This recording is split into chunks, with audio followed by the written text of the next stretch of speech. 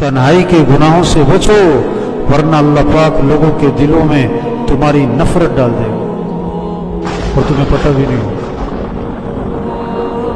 سب سے بہترین آدمی کون؟